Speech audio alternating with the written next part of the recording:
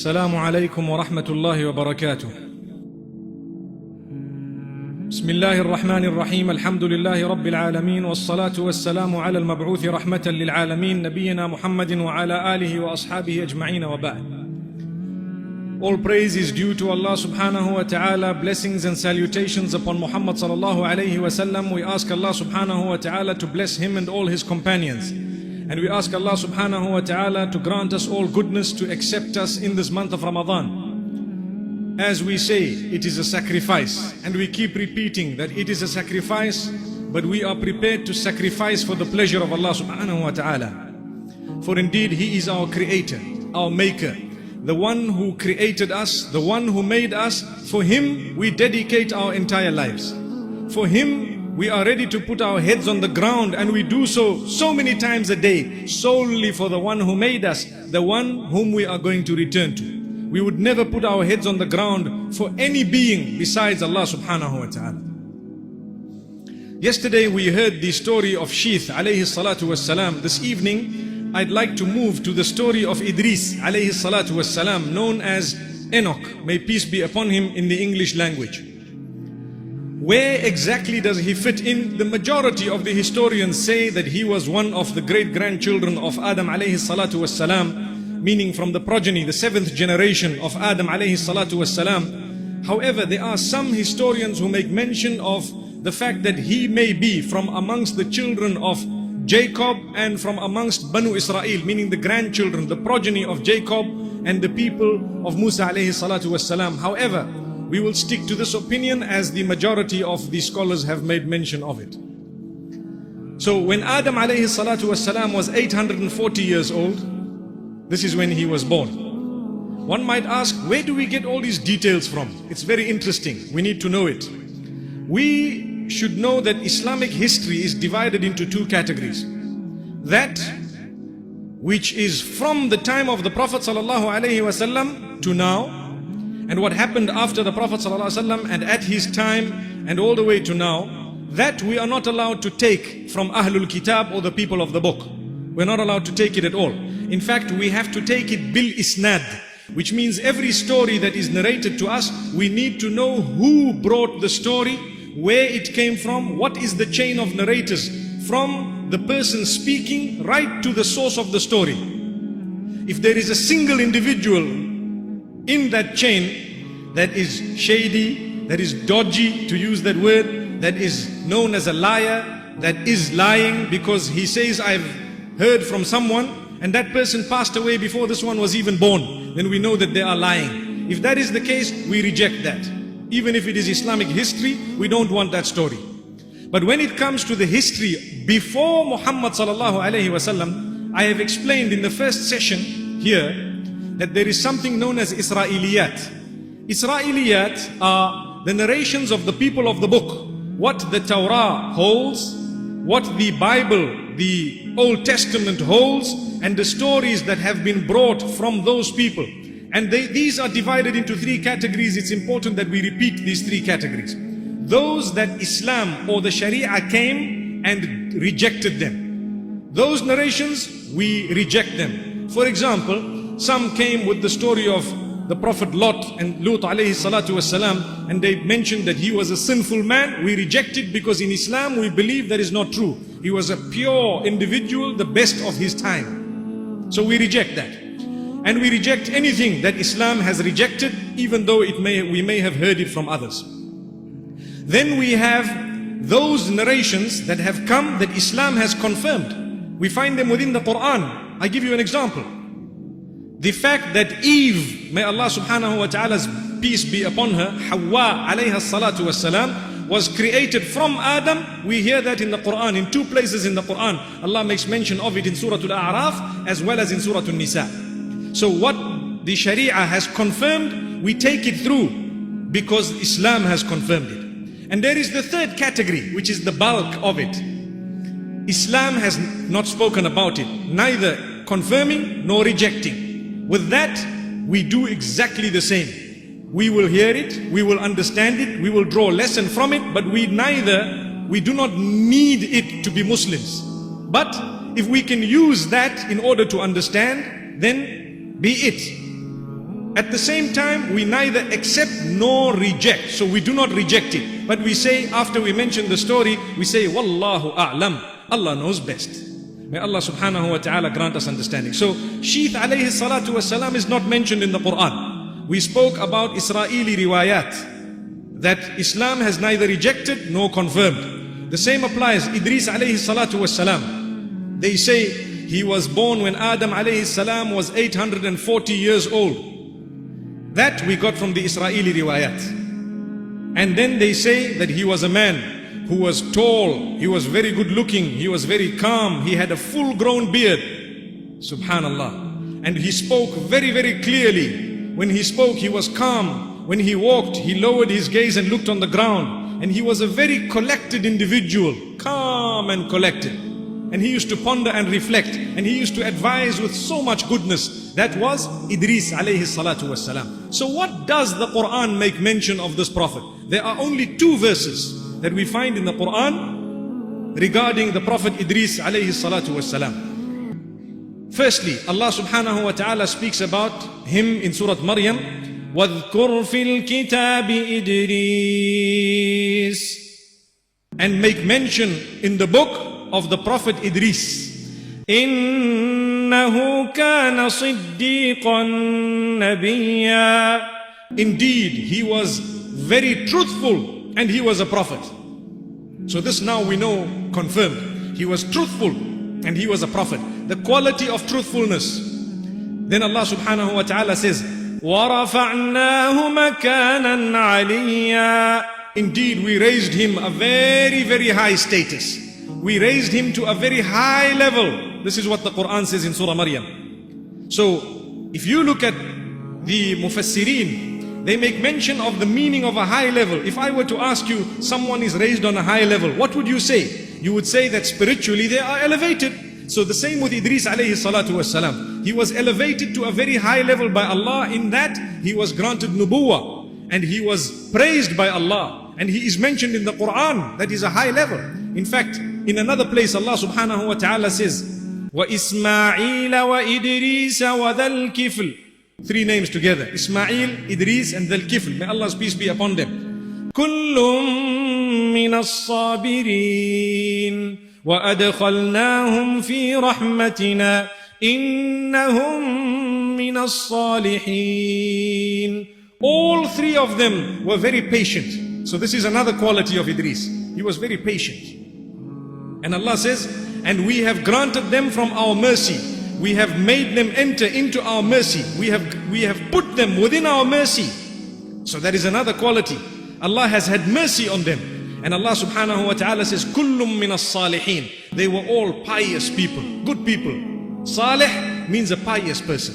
So these are the qualities of Idris alayhi salatu wassalam we know, and this is definitely a very high status. However, we have a very interesting Israeli riwayah, a narration of the people of the book, which we say, Wallahu a'lam, Allah knows best. But it's interesting to mention it because most books of tafsir have made mention of this beautiful incident. They say Idris alayhi salam, he was told by Allah subhanahu wa ta'ala that, oh Idris, from those who have followed you, anyone who does good deeds, at the end of the day, you will have all those good deeds doubled for yourself. That is something amazing. This is a status. Imagine others do good deeds and you getting the reward of it, doubled. So he was very happy. And he knew that his death was approaching. So he had a friend from the angels and he spoke to this friend. He says, you know, Allah has promised me this reward and I'd like to amass a lot of reward before I go. So why don't we speak to the angel of death? Let's see what he has to say. To say, look, just try and see if you can seek permission to prolong a little bit. So the angel says, look, that is a matter that is decreed by Allah subhanahu wa ta'ala. However, there's no harm in trying. Come, you ride on my wing and let's go. Subhanallah. So he rode on the wing and he was taken up to the heavens. He crossed the first heaven. He crossed the second heaven. He crossed the third heaven. When he got to the fourth heaven, Allah had instructed the angel of death to take the soul of Idris alayhi salam on the fourth heaven. And the angel of death was following the instruction of Allah. but obviously did not know what was about to happen. When he got to the fourth heaven, he seen Idris there. Amazing. When he seen Idris there, the question was posed that, look, I would like to extend and so on. He says, look, Allah has already instructed me to take your ruh away. Is it okay? He says, well, if that's the case, it's fine. So it is narrated, Wallahu a'lam, Allah knows best, that his ruh was taken away whilst he was still in the fourth heaven. And Rasulullah sallallahu alayhi wasallam confirms in Sahih al-Bukhari, in an authentic narration, that when he went up for Mi'raj, he met Idris alayhi salam in the fourth heaven.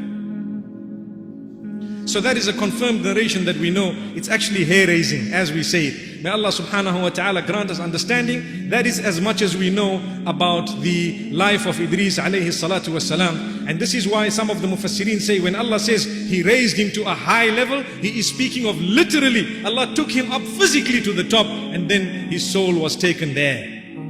Let's move on to the next prophet, who is known as the first prophet sent to mankind at large, sent to the globe at large.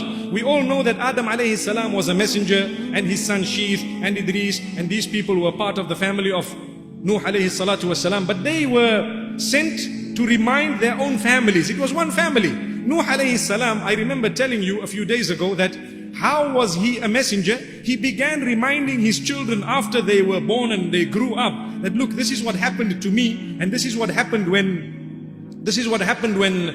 shaitan refused to prostrate to me, and so on, so be careful. So the hadith, Rasulullah sallallahu alayhi wasallam says, كان بين آدم ونوح عشرة قرون كلها على التوحيد.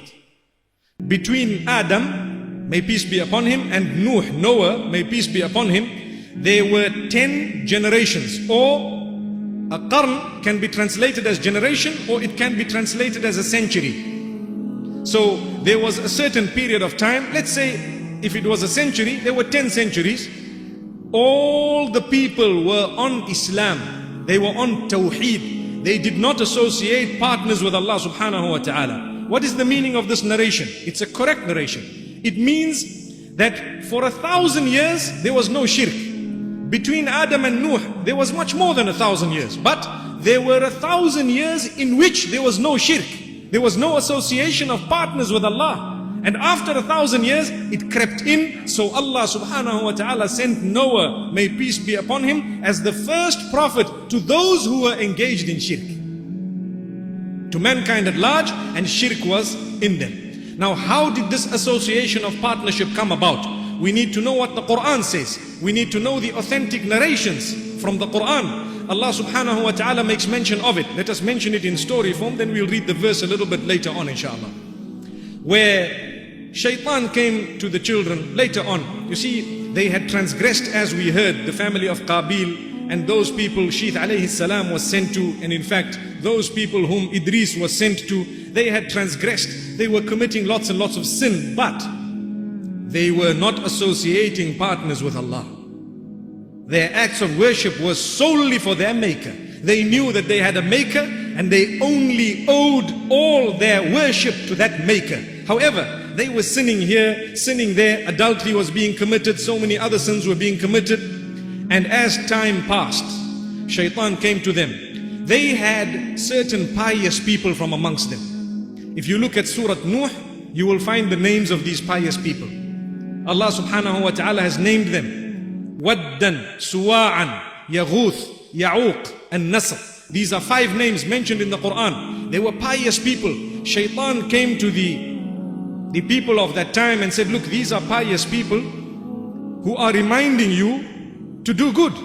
They are very good people. They have reminded you to do good. Now that they've died, just make a small statue to remind you of their message. So every time you see the statue, you'll be able to remember that this person used to remind us of good, and you will do the good. So it was beautified. They saw nothing wrong in that. They created statues, and each one was named after one of these pious people. And every time they came and they saw these statues, they were very happy. It reminded them to do good, and they began to do good. Now shaitan is very patient. He's got a plan. He sows the seed and he goes away. So he waited for that generation to pass. When that generation passed and people forgot why exactly they had made those statues, he went to the next generation and said, you know, your forefathers, you don't know what they used to do. They used to worship these idols. These are statues. This is what brought them goodness. And he conned them. How did he con them? Listen very carefully. He said, whenever they saw these idols, they worshipped the idols, so they became good people and goodness came in their direction. Look at how he's twisting the words. Part is true, part is not true. When they saw these statues, they never used to worship them, but they were reminded they used to do good. So a person would go to the statue, come back and give a charity. Wow, that was good. A person would go to the statue, come back and be well behaved. That was good. So Shaitan says, don't you see, the statue used to help them to become good. So you need to prostrate to these statues in order to become even better. So this is when shirk started. This is the first association of partnership with Allah subhanahu wa ta'ala. What we learn today. Up to now, as sophisticated as man has become, we have technology, we have the Bluetooth, we have Wi-Fi. Very soon we'll be having yellow teeth and green teeth. Allahu Akbar. But we still have people who worship stones, who think that that brings them goodness, who worship trees, who worship various other objects, who worship creatures of Allah subhanahu wa ta'ala and think that these things are going to bring us goodness. There are people who worship animals, thinking that these animals are going to bring us goodness. Allah subhanahu wa ta'ala, He becomes very, very angry with this association of partnership with Allah subhanahu wa ta'ala. So it is very strange how man's brain has developed to the degree that he has technology of the highest, most baffling level, mind-boggling. But at the same time, he'll worship a stone. Allahu Akbar. And he'll go and bow down to a cow. Allahu Akbar. And he'll go and bow down to a tree. And he'll go and bow down to another human being who also needs the loo just like him. Allahu Akbar. It's a fact. And I've mentioned the worst thing because this needs to make us think. Allah's given us the brain. If you have a belly problem, they have it too. How do we worship human beings? Inna Allah abta'atha Muhammadan sallallahu alayhi wa sallama liyukhrij an-nas min ibadati al-ibad ila ibadati rabbil ibad. Allah has sent Muhammad sallallahu alayhi wa sallam to remove people from worshipping other worshippers to worshipping the Lord of all the worshippers. Subhanallah. So we don't worship other worshippers. People began to worship Isa, they began to worship the others. At this particular stage, they were worshipping these 5 idols. So Nuh alayhi salatu wasalam was sent. When he was sent, very, very interestingly, Allah makes mention of it. In fact, his name, or should I say not the name, but mention of Nuh alayhi salatu wasalam is in 20 different surahs of the Quran. 20 different surahs of the Quran. He has a very lofty level. You see, all the messengers are not of the same level. Allah says in the Quran, تِلْكَ الرُّسُلُ فَضَّلْنَا بَعْضَهُمْ عَلَى بَعْضٍ مِّنْهُمْ مَنْ كَلَّمَ اللَّهُ وَرَفَعَ بَعْضَهُمْ دَرَجَاتٍ. Those messengers, we have raised some above the others. Some of them we have spoken to. Allahu Akbar. And Allah has raised the levels. So there were 5 who were the highest. They were the most resolute and they endured the most for the sake of Allah subhanahu wa ta'ala. Who were these 5? Right at the top, Muhammad sallallahu alayhi wa sallam, subhanal khaliq. Allah has granted him that status, highest of all messengers and of all creatures. Afdalul khalqi wa akramul rusuli. The highest of creation and the most honored of all the messengers is Rasulullah sallallahu alayhi wa sallam. Allahu Akbar. To read through his biography, not only will it bring tears to the eyes, but if we are not shaken, how can we claim to be believers? May Allah subhanahu wa ta'ala grant us that opportunity and that acceptance to feel in our hearts the urge and the need to go through the biography of the most beloved creature that existed. Sallallahu alayhi wa sallam. So he was at the top.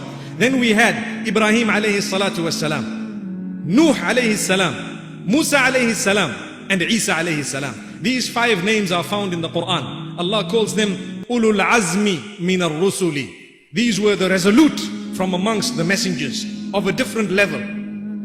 وَإِذْ أَخَذْنَا مِنَ النَّبِيِّينَ مِيثَاقَهُمْ وَمِنْكَ وَمِنْ نُوحٍ وَإِبْرَاهِيمَ وَمُوسَى وَعِيسَى بْنِ مَرْيَمَ. Allah subhanahu wa ta'ala makes mention of the 5 there, that we have taken the strong covenant from you, O Muhammad sallallahu alayhi wa sallam.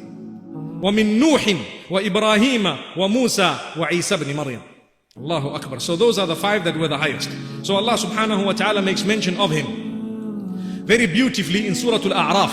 Allah says, and it's always very direct. Allah says, لَقَدْ أَرْسَلْنَا نُوحًا إِلَىٰ قَوْمِهِ فَقَالَ يَا قَوْمِ اعْبُدُوا اللَّهَ مَا لَكُمْ مِنْ إِلَٰهٍ غَيْرُهُ.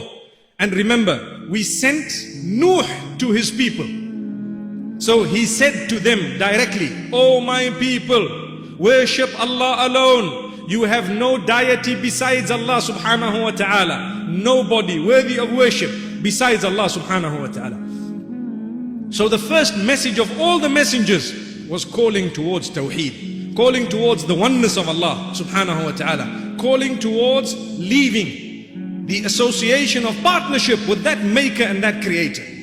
So Allah subhanahu wa ta'ala says, He told His people, إِنِّي أَخَافُ عَلَيْكُمْ عَذَابَ يَوْمٍ عَظِيمٍ.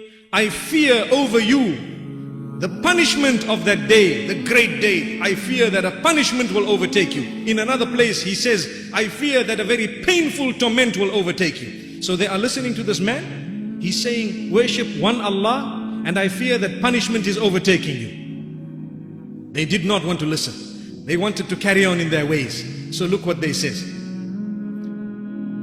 قال الملأ من قومه إنا لنراك في ضلال مبين. The chiefs from amongst the people. Who was talking? Allah says Al-Mala. Al-Mala meaning the chiefs. Those who had authority, those who had power, those who had wealth, those who had respect in society. They spoke. They said, you are astray. Dalal. One word. This man is astray. Don't listen to him.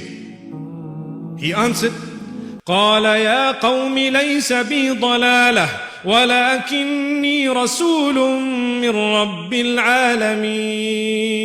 He said, oh my people, I am not astray. I am a messenger from the Lord of the worlds. أبلغكم رسالات ربي. I am only conveying to you the messages of my own Rabb. وأنصح لكم. And I am giving you advice, nasiha, sound advice I am delivering to you. So don't hold it against me, don't call me a madman. Weigh what I am saying, and if it makes sense, and it will definitely make sense if you are ready to ponder over it, then follow it. So a few people started following him. Who? Very few. After so many years, one person. After so many years, another person. Subhanallah. And yet he was a Nabi of Allah subhanahu wa ta'ala. And the rest of them, they followed the haughty. They followed those who had money. They followed those who had authority. They followed those who had dignity in society. And they had given dignity to those who had material wealth. Why do we say this? Because Allah speaks about it in the Quran. And Allah subhanahu wa ta'ala says this. Allah says in Surah Hud, Allah says, فقال الملأ الذين كفروا من قومه ما نراك إلا بشرا مثلنا. Those haughty, those who were high, those who were in control, they had controlled all the people, and they told Nuh alayhi salatu wasalam, we see you as a human being just like us. We see you as a human being just like us. What happens in our lives? A lesson we draw from it. When someone reminds us to say, brother, this is wrong, we say, hey, look at yourself. Who are you? Who do you think you are? Allahu Akbar. I had one youngster tell me, even my father doesn't tell me that. Allahu Akbar. Well, bring him, we'll tell him as well. May Allah subhanahu wa ta'ala open our doors. Just as well you told me he doesn't say it, now we know that he also needs a bit of advice. May Allah make us parents who are role models for our own children. Wallahi, that's a powerful dua. May Allah make us parents who are the role models of our own children. Ameen. Allahu Akbar. So they told him, you are just a human being like us. وَمَا نَرَاكَ اتَّبَعَكَ. And look at those who are following you. Look at them. إلا الذين هم أراذلنا بادي الرأي. They are the worst from amongst us. They've got no material standing at all. Nobody respects them in society. They are foolish. They haven't even thought before they followed you. They don't even know what's about to come in their direction. As though they are threatening to boycott these people.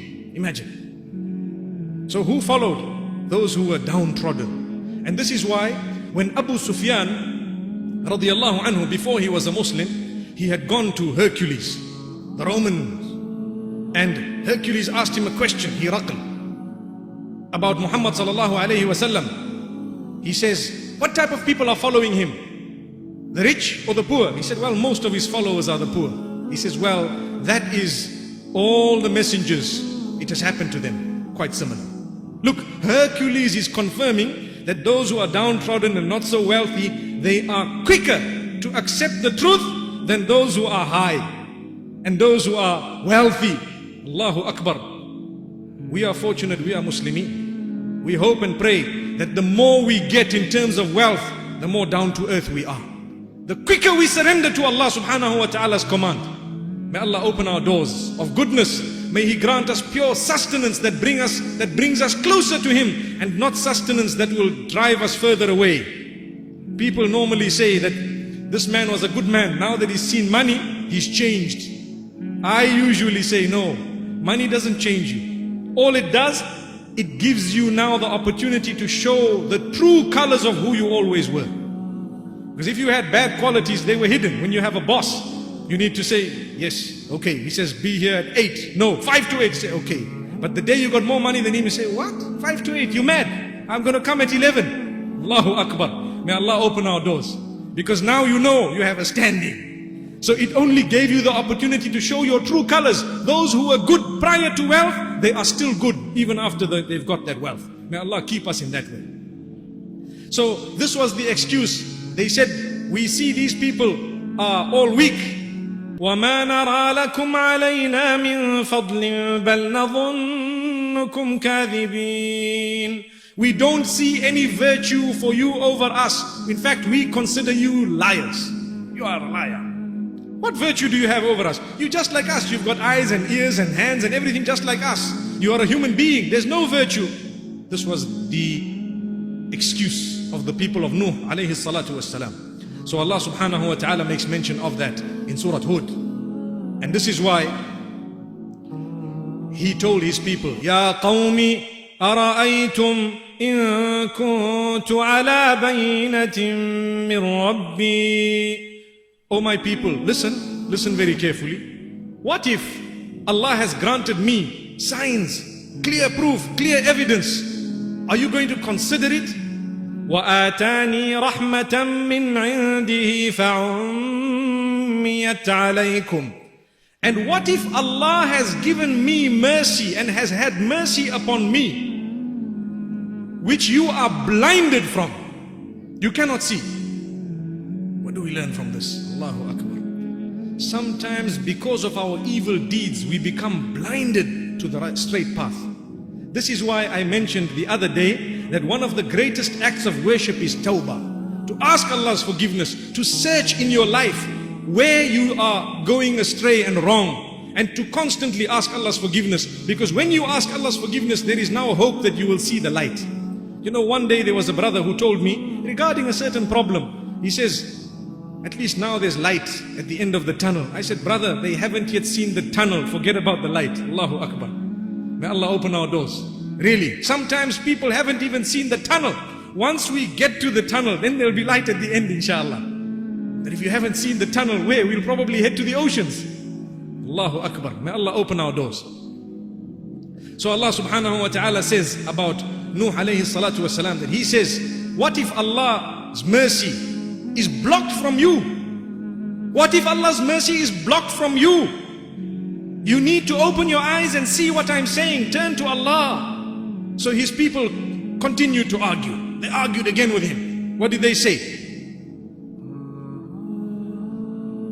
وَيَا قَوْمِ. In fact, He said again to His people, one more point. وَيَا قَوْمِ لَا أَسْأَلُكُمْ عَلَيْهِ مَالًا إِنْ أَجْرِيَ إِلَّا عَلَى اللَّهِ. Oh my people, I'm not going to ask any recompense from you. I don't want money for what I am teaching you. I don't want any wealth for what I am teaching you. And from this we learn straight point. Whenever there are those calling us towards goodness, the spiritual leaders, if they fall under the employ of someone, they are less effective than those who do not fall under the employ of someone. That is a general rule. Unless they've been given authority, which is very rare, you find that they are always tapered down by those who pay them. And this is why Nuh alayhi salam made it very clear. I not only don't get a salary from you, but I don't want it. I'm not asking you for a penny or a cent. My reward is with Allah subhanahu wa ta'ala. And this is why he could say whatever he wanted to. He uttered it, the truth. He didn't mind, and he knew he had the assistance of Allah subhanahu wa ta'ala. So they told him, okay, we're ready to accept. They had a private meeting. They said, we're ready to accept on condition that you see those who have followed you, they're all paupers. We're going to come and sit with those paupers, and everybody's going to look at us and say, look, the top and the bottom, they are now mixing. That's not going to happen. So get rid of them. Tell them that you guys, you move out. We got some more important people who are coming to accept the guidance. Now the same was uttered by the kuffar of Quraysh to Muhammad sallallahu alayhi wasallam. And here he is being told that that happened from the time of Nuh. So what did Nuh alayhi salatu wasalam say? وَمَا أَنَا بِطَارِدِ الَّذِينَ آمَنُوا. I am never going to chase those who have believed. I can't chase them. Allah subhanahu wa ta'ala knows their level. And Allah subhanahu wa ta'ala knows their condition. I am not going to chase them at all. He says, وَيَا قَوْمِ مَنْ يَنْصُرُنِي مِنَ اللَّهِ إِن طَرَدتُّهُمْ أَفَلَا تَذَكَّرُونَ. Oh my people, if I chase them away, who is going to help me when Allah's wrath and anger descends on me? Who is going to assist me against Allah subhanahu wa ta'ala if I chase away the believers? Allahu Akbar. And there are other beautiful verses in the Quran where Allah subhanahu wa ta'ala makes mention of what Nuh alayhi salam said. He said, these people appear to be low in terms of worldly standings, but you don't know their hearts. You don't know their hearts. Allahu Akbar. Allahu Akbar. This is why sometimes we feel the piety in those who are poor, very, very poor. Sometimes we see people, and I have witnessed people in some of the most remote areas of Africa. We entered one area, very, very remote area at the time of Asr. And we were looking for Muslims.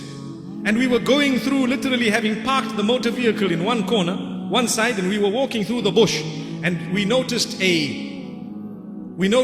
there was a field with a lot of plantation on it. Maize was planted and it was quite high, the height of a man. And as we walked through it thinking that now there's no one, it was the time of Asr. We heard, Sami Allahu liman hamida. And there were at least 200-300 people reading Salah, and they had all come up. And where were they? Where were we? Wallahi, I had to weep when I'd seen that. And I told myself, these are the awliyaullah. These are the friends of Allah. For water, they go to the river, which is 5 kilometers away with buckets, but they're happy. Come time for Asr, nobody is there to tell them, hey, Salah. And you find all of them quietly on the ground, no musalla, no nothing. On the ground, Sami Allahu liman hamida. You know the sight.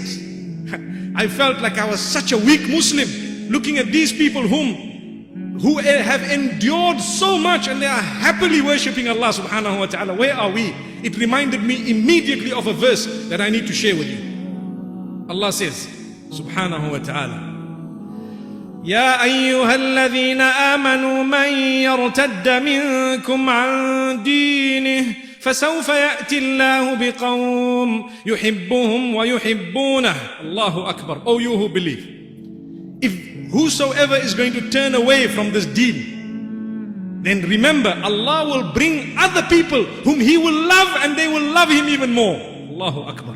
So let's not turn away. When we don't read Salah, there are 10 other people who are reading Salah.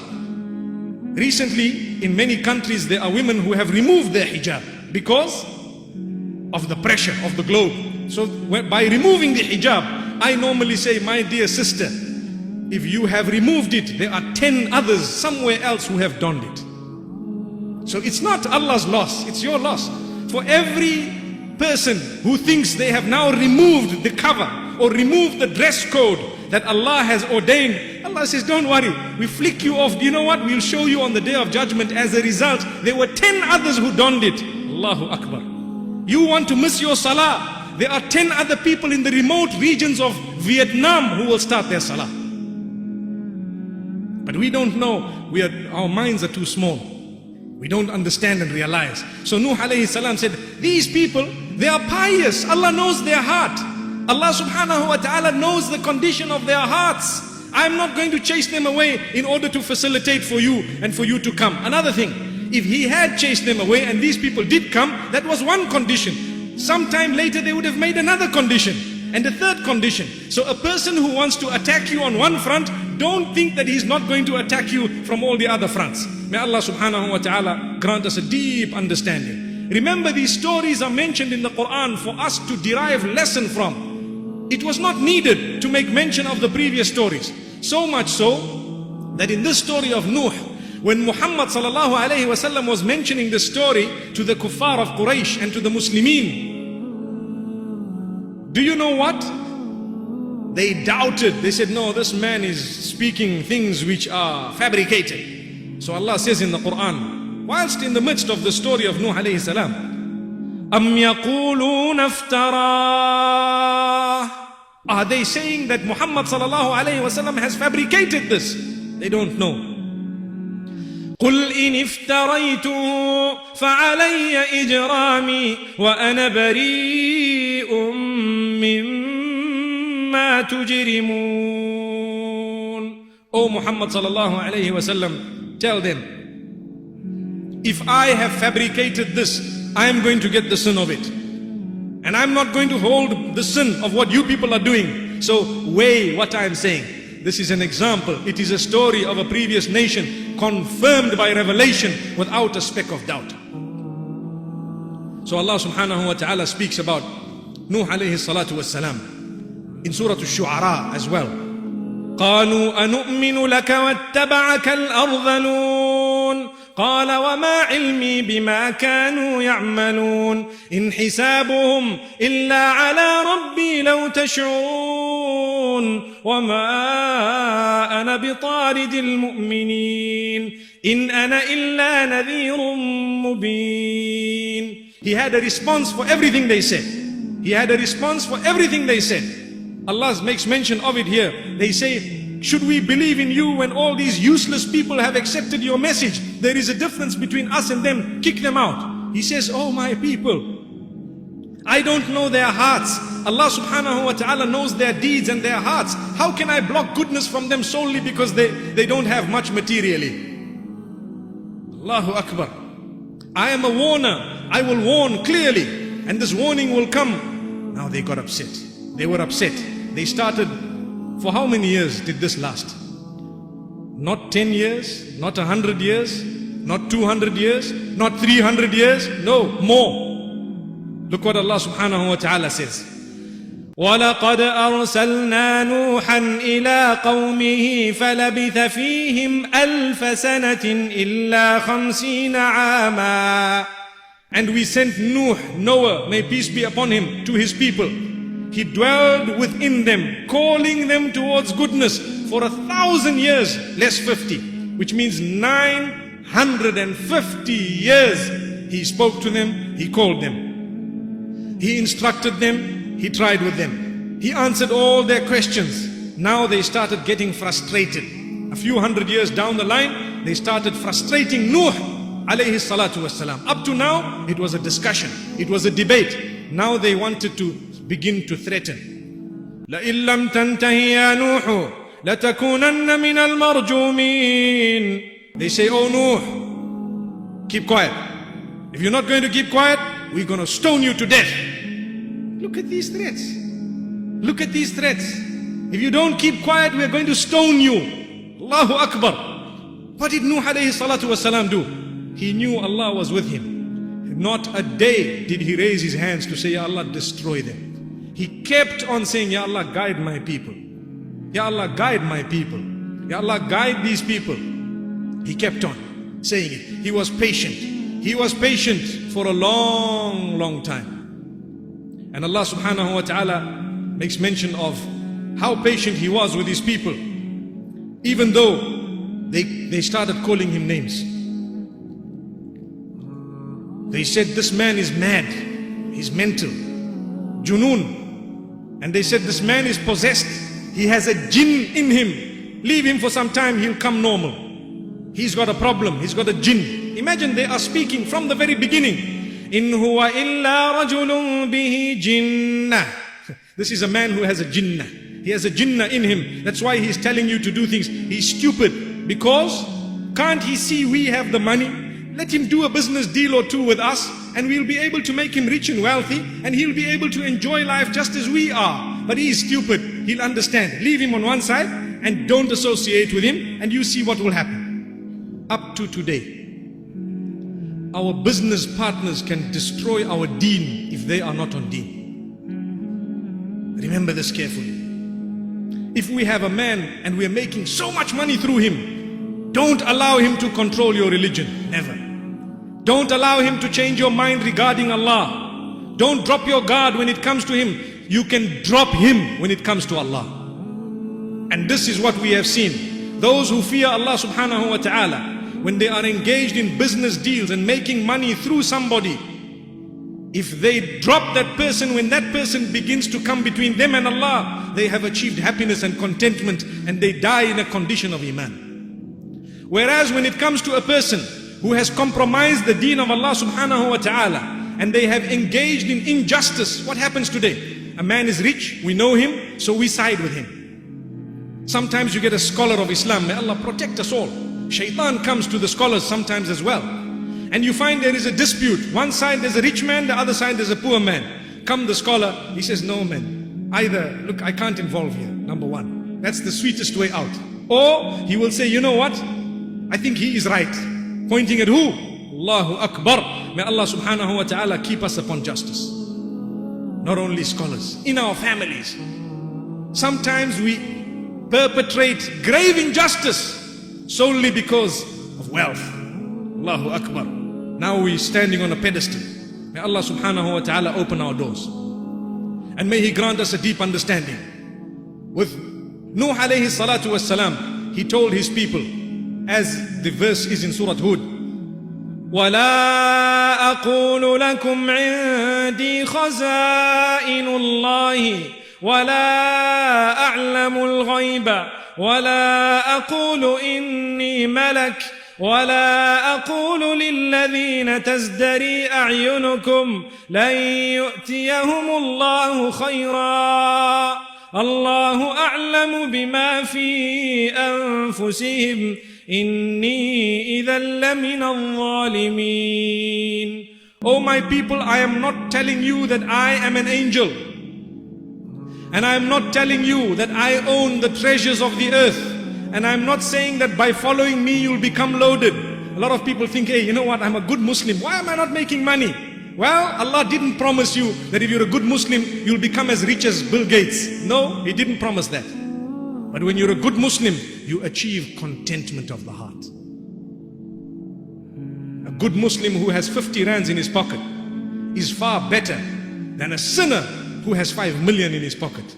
And believe me, he will sleep in a far more blissful sleep, if I can use that word, and he will probably snore, whereas the other one is busy putting in all the pills and still he can't sleep. And they know this is why all sleeping pills are very expensive. Allahu Akbar.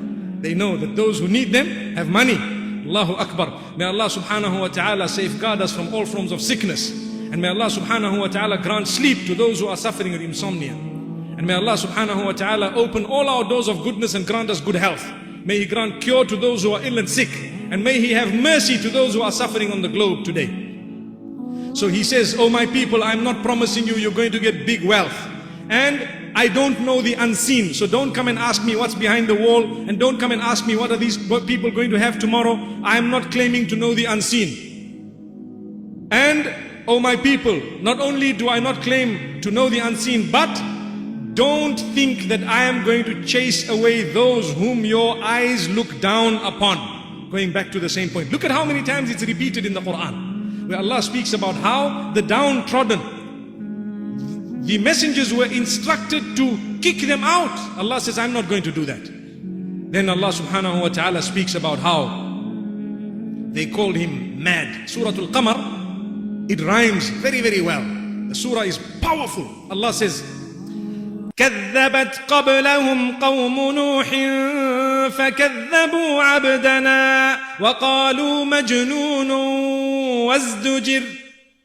They have belied the Prophet Nuh before, and they have rejected the message of one of our worshippers. Allah calls him كذبوا عبدنا. Allah says عبدنا, meaning my worshipper. My worshipper, they have belied. وَقَالُوا مَجْنُونٌ, and they called him mad. وَازْدُجِرٌ, and they rebuked him, they swore him, they mocked at him, they tortured him, they engaged in all forms of evil, but he was still saying, oh Allah, guide my people. Then there came a time when Allah subhanahu wa ta'ala says it was the final straw. These people came to Nuh alayhi salam and they said, Ya Nuh, this is in Surah Hud. قالوا يا نوح قد جادلتنا فأكثرت جدالنا فأتنا بما تعدنا إن كنت من الصادقين. They said, oh Nuh, you have debated with us, you have argued with us, and you have prolonged that debate, promising us that some punishment is going to come to us, some punishment is going to come to us. You kept saying that, bring that punishment, we want it now. If you are truthful, come, let's see it. Imagine. They are asking for the punishment. Allahu Akbar. May Allah protect us. Whenever we are reminded in the masjid, usually the miracle of Allah, and believe me, I've seen this almost all the time. The miracle of Allah, whenever there is an alim speaking in the front and we are being reminded, it will apply to many of us as though he is speaking about us and he knows us. Allahu Akbar. But he doesn't know you, and it is Allah communicating directly to your heart. Many people have come to me and they've told me, look, today you spoke about this. Did someone tell you I had this problem? Wallahi, not at all. Allah knows you had the problem, so He made something feel within you. Let me go and sit there. So when you sat there, مَا أَصَابَكَ لَمْ يَكُنْ لِيُخْطِئَكَ, what got to you was never ever meant to miss you. Subhanallah. If it got to your ears, Allah made you make an effort to come and listen to it. Then Allah is going to ask you, didn't we send a warner to you? Do you remember that day you felt He was talking to you? Well, I was talking to you. Subhanal Khaliq. Amazing. That is Allah. So they told Nuh alayhi salam, you know what? You have done so much and you've argued and you've debated. Now we want to see what this punishment is. So Nuh alayhi salam, although he was so patient for many years, 950 years, do you know what happened? Finally he raised his hands. Imagine. Now when a saint raises his hands, remember, those who are friends of Allah have a lot of patience. A lot of patience. When you harm them, when you trouble them, when you spread rumor about them, when you create problems for them, when you make their life difficult, when you block them, when you stop them, they will be patient. They will continue making dua for your goodness, your guidance. But patience has a limit. Remember that. Every Nabi has stopped at a point. No Nabi has just carried on and on until he was destroyed. No. Every Nabi has had a limit when he called out to Allah subhanahu wa ta'ala. So Nuh alayhi salam raised his hands and he made a dua. And I just want to share with you one verse. Tomorrow we will continue with what the dua was and what happened as a result. But today, there is a verse that brings tears to the eyes. Allah subhanahu wa ta'ala says, speaking about Nuh alayhi salam, that he went through so much turbulence, so much sabr, that only a handful of people accepted his message in 950 years. Imagine, the narration makes mention of 11 people. In 950 years, 11. And there is another narration that makes mention of the maximum, 80 people. So let us take the maximum. If we say 80 people in 950 years, you can work it out. In 100 years, how many? 1 or 2. Allahu Akbar, Allahu Akbar. So after that patience, enduring, he raises his hands. Allah says, وَلَقَدْ نَادَانَا نُوحٌ فَلَنِعْمَ الْمُجِيبُونَ. Nuh alayhi salam called out to us. We responded immediately to our worshipper. Allahu Akbar, Allahu Akbar. We are the best of those who respond, Allah says. So if any one of us has endured a lot, remember the day you raise your hands, it will come immediately. It will come straight. This is why the Prophet ﷺ says, اتق دعوة المظلوم فإنه ليس بينها وبين الله حجاب. Be careful of a dua made against you by the one whom you have oppressed, because there is no barrier between that dua and Allah subhanahu wa ta'ala. So if you have wronged someone, you are doomed if they have to raise their hands. May Allah subhanahu wa ta'ala open our doors. Wa sallallahu wa sallam wa baraka ala nabina Muhammad. Subhanallah bihamdih. Subhanakallahumma wa bihamdika nashhadu an la ilaha illa anta nastaghfiruka wa natubu ilayk.